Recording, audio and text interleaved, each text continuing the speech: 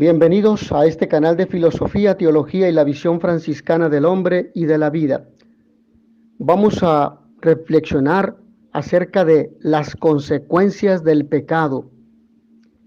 Los pecados, aunque sean pequeños, veniales, sobre todo si son habituales, frenan el crecimiento espiritual y no dejan alcanzar la santidad porque impiden la caridad. Recordando las palabras de Jesús, Padre, perdónalos porque no saben lo que hacen.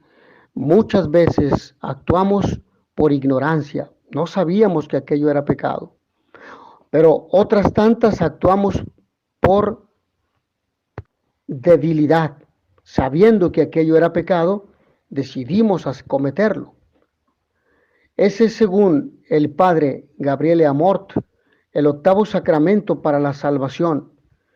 Si pensamos que en Dios vivimos, nos movemos y somos, y que es Él quien actúa en nosotros el querer y el obrar según su beneplácito, como dice San Pablo en la carta a los Filipenses, pareciera que resistir en nosotros la acción de aquel que nos está dando el ser y el obrar, rechazarle, ofenderle, preferir nuestra voluntad a la suya, es decir, pecar, podría producir en nosotros el aniquilamiento de nuestro ser, una recaída en la nada.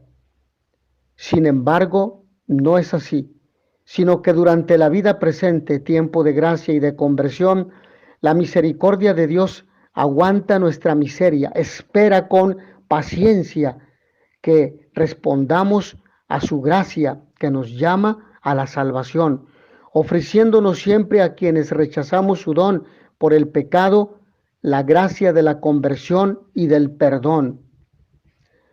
Ya en el párrafo anterior, en la explicitación anterior, se expresa por qué y cómo el pecado causa efectos pésimos. Pero si describimos estos efectos, eso nos ayudará a entender la condición terrible del pecado. Es como si una persona nos explicara la fuerza destructora de una bomba, lo entenderíamos más o menos, pero si nos llevara a un lugar donde esa bomba, no más grande que una botella, redujo a escombros un edificio de 20 pisos, sería entonces, viendo las ruinas, cuando acabemos de enterarnos del poder destructor de la bomba. Consideremos, pues, las consecuencias del pecado, que siempre son terribles en sí mismas.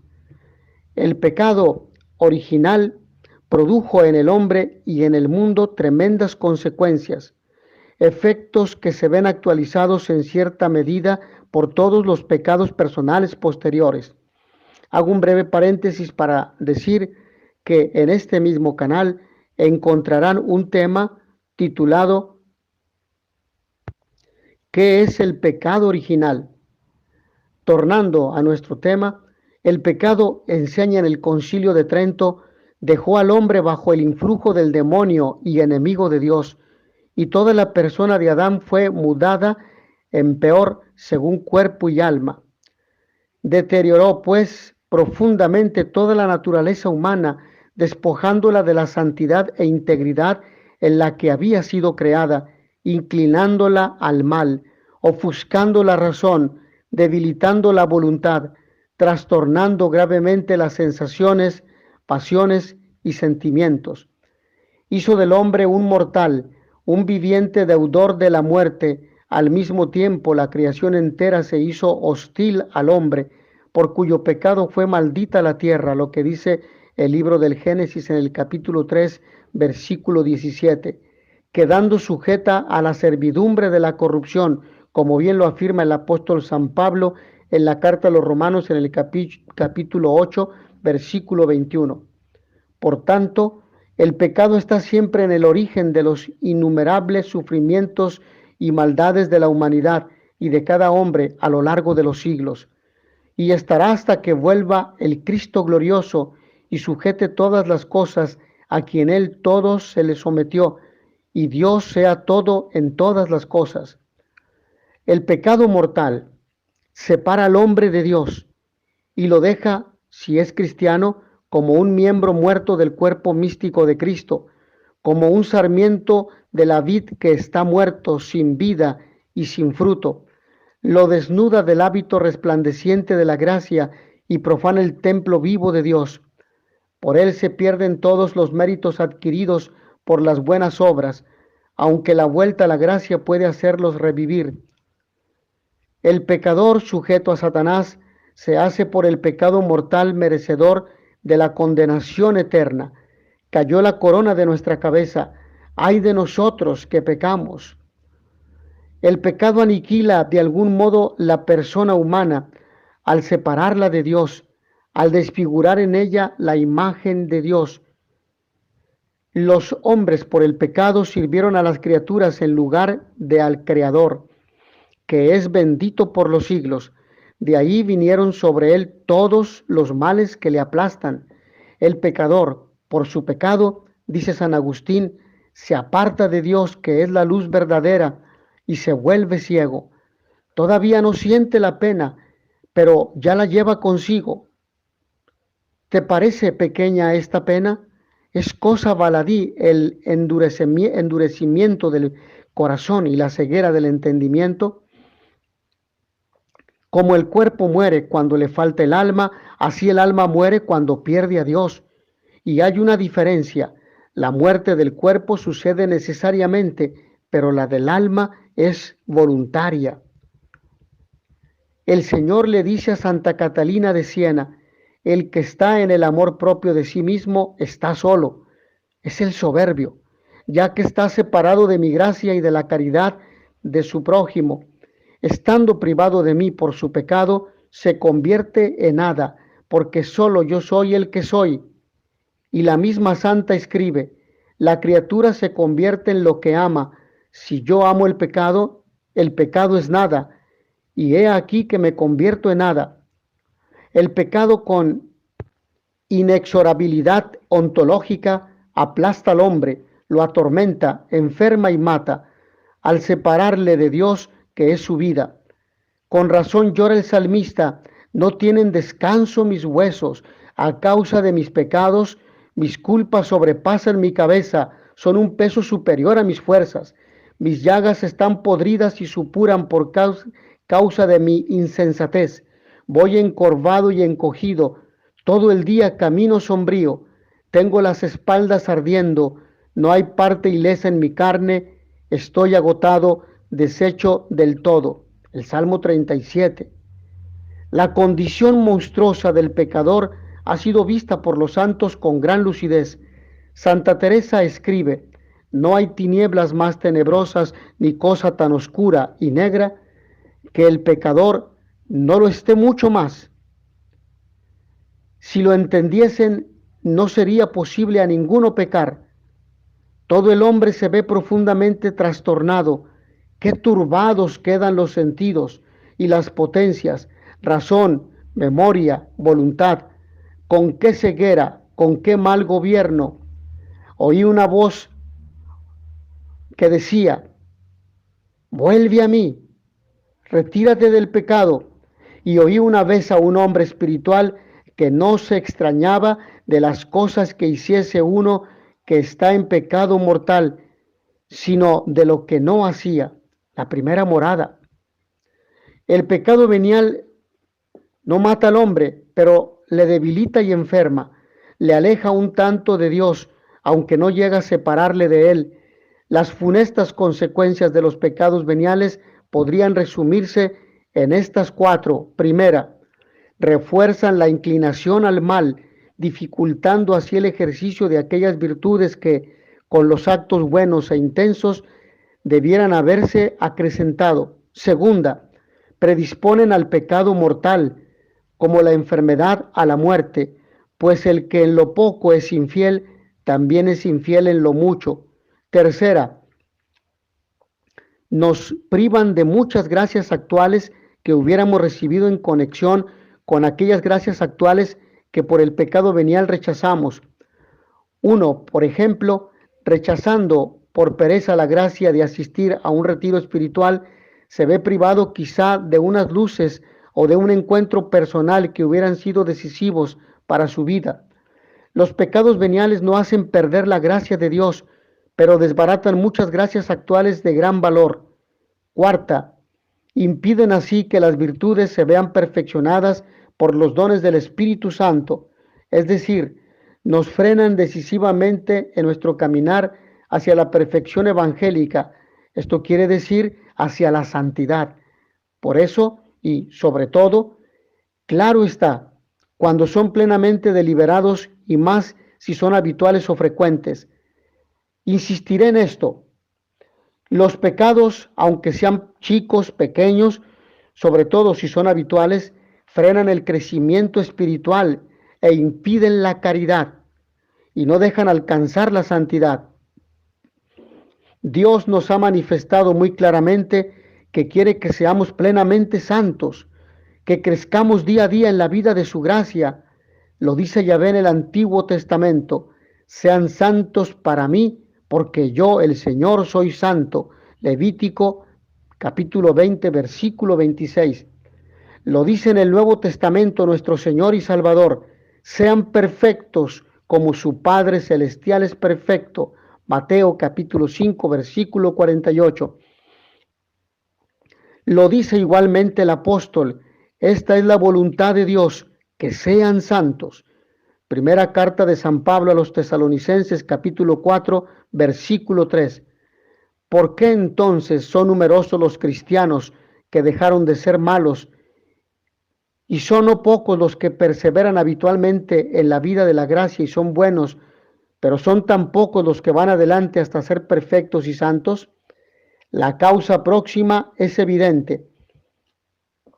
Falta la buena doctrina y faltan guías espirituales idóneos que de verdad ayuden al cristiano para que, conociendo el pésimo efecto de los pecados, combata hasta los más chicos, comprendiendo que si no lo hace, nunca llegará a la santidad, por más que multiplique sus misas, rosarios, oraciones, reuniones, apostolados, retiros y ejercicios espirituales, obras benéficas, etc. ¿Cuántos cristianos hay que no conocen los caminos de la perfección evangélica, que les falta doctrina verdadera para adelantar por esos caminos y que incluso son frenados por sus mediocres guías? Los grupos cristianos mediocres y los directores espirituales ineptos pueden ayudar a ser buenos, pero suelen frenar para ser santos. Recordemos, por ejemplo, el caso de Santa Teresa. Ella cuenta que durante 17 años, ya en el convento, gran daño hicieron a mi alma confesores medio letrados. Lo que era pecado venial, decíanme que no era ninguno. Lo que era gravísimo, mortal. Reitero, lo que era gravísimo, mortal. Así lo presentan. Y decían que era venial. Los confesores, dice Santa Teresa, me ayudaban poco. Parecerá que al menos las verdades más fundamentales cualquier confesor o director las sabrá, y ese engaño. A mí me acaeció tratar con uno cosas de conciencia que había oído todo el curso de teología y me hizo harto daño en cosas que me decía no era nada. Y sé que no pretendía engañarme, sino que no supo más. Y con otros 2 o 3, sin me acaeció. Mucho le duelen a ella aquellos años de andar extraviada. Si hubiera quien me sacara a volar, mas hay por nuestros pecados tan pocos directores idóneos que creo es harta causa para que los que comienzan no vayan más presto a gran perfección. Ya se ve que si el paso de ser malo a ser bueno exige milagros de la gracia de Dios, conversiones admirables que con relativa frecuencia conocemos, el paso de ser bueno a ser santo requiere milagros aún mucho mayores, sin comparación menos frecuentes, pues los santos canonizables son muy pocos. No se conoce el gran engaño que los pecados pequeños causan en la vida espiritual. Se piensa que como son pecados pequeños, causan perjuicios chicos, y eso es falso, como bien lo explica el padre Lallement, el sacerdote jesuita. Es extraño ver a tantos religiosos, dice, que no llegan a la perfección evangélica después de haber permanecido en estado de gracia 40 o 50 años, con misa y oración diarias, ejercicios piadosos, obediencia, pobreza y castidad, etc. No hay por qué extrañarse, pues los pecados veniales que continuamente cometen tienen como atados los dones del Espíritu Santo, de modo que no es raro que se vean en ellos sus efectos. Si estos religiosos se dedicasen a purificar su corazón de tantos pecados veniales, el fervor de la caridad crecería en ellos cada vez más y los dones del Espíritu Santo resplandecerían en toda su conducta, pero jamás se los verá manifestarse mucho en ellos, viviendo como viven, sin recogimiento y sin atención al interior, dejándose llevar por sus inclinaciones, descuidando las cosas pequeñas y evitando únicamente los pecados más graves.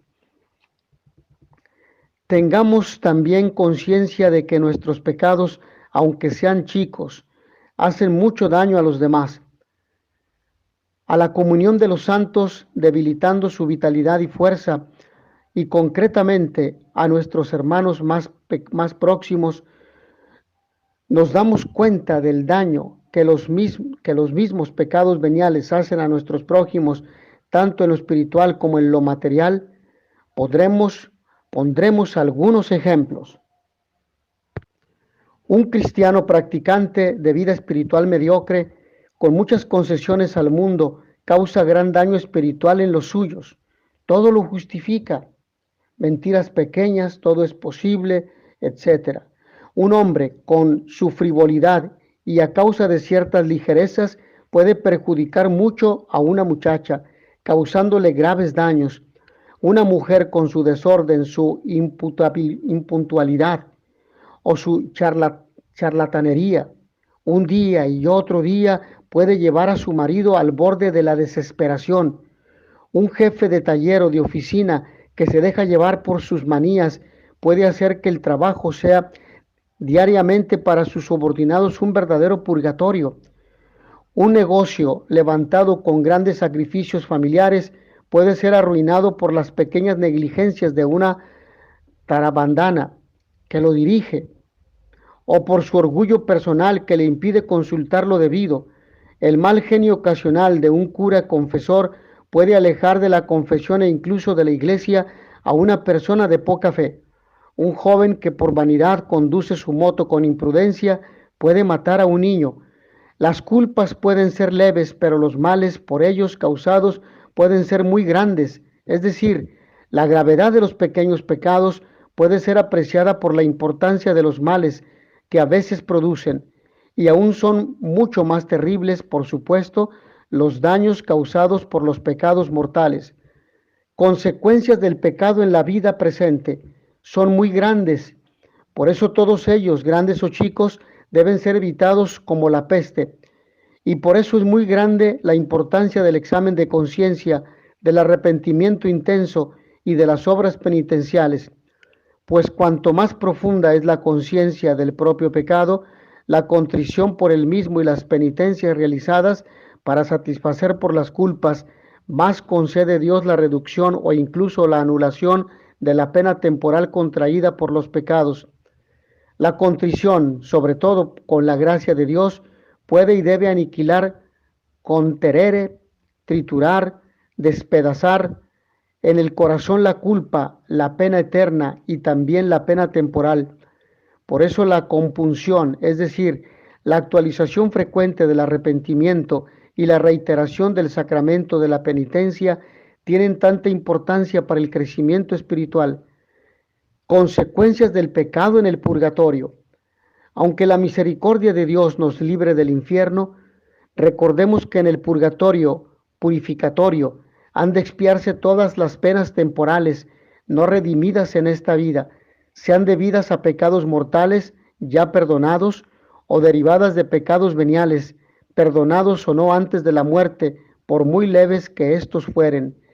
Enseña el catecismo: los que mueren en la gracia y en la amistad de Dios, pero imperfectamente purificados, aunque estén seguros de su eterna salvación, sufren después de la muerte una purificación, a fin de obtener la santidad necesaria para entrar en la alegría del cielo. Es decir, para poder llegar a la visión beatífica de Dios. Esto lo dice en el número 1030. Mateo capítulo 5, versículo 8 nos dice, los limpios de corazón verán a Dios. Recordaré un caso. Santa Margarita María Lacoque, que su biografía data de 1690, muy devota de las benditas almas del purgatorio, cuenta en su autobiografía, estando en presencia del Santísimo Sacramento el día de su fiesta, se presentó repentinamente delante de mí una persona hecha toda fuego, cuyos ardores tan vivamente me penetraron que me parecía abrazarme con ella. El deplorable estado en que me dio a conocer se hallaba en el purgatorio. Me hizo derramar abundantes lágrimas. Me dijo que él era religioso benedictino, que me había confesado una vez y me había mandado recibir la comunión, en premio de lo cual Dios le había permitido dirigirse a mí para obtener de mí algún alivio en sus penas. Me pidió que ofreciese por él todo cuanto pudiera hacer y sufrir durante 3 meses, y habiéndoselo prometido después de haber obtenido para esto el permiso de mi superiora, me dijo que la causa de sus grandes sufrimientos era, ante todo, porque había preferido el interés propio a la gloria divina. Por demasiado apego a su reputación, lo segundo, por la falta de caridad con sus hermanos, y lo tercero, por el exceso del afecto natural que había tenido a las criaturas y de las pruebas que de él les había dado en las conferencias espirituales, lo cual desagradaba mucho al Señor. Durante esos 3 meses, la santa, ella misma lo cuenta, sufrió mucho, obligada a gemir y llorar casi continuamente. Al fin de los 3 meses le vi de bien diferente manera. Colmado de gozo y gloria, iba a gozar de su eterna dicha, y dándome las gracias me dijo que me protegería en la presencia de Dios. Había caído enferma, pero cesando con el suyo mi sufrimiento, sané al punto. Ahí tienen ustedes las consecuencias de pecados a los que tantas veces apenas damos importancia. Consecuencias del pecado en el infierno. Recordaré escuetamente lo que nos enseña el catecismo de la Iglesia.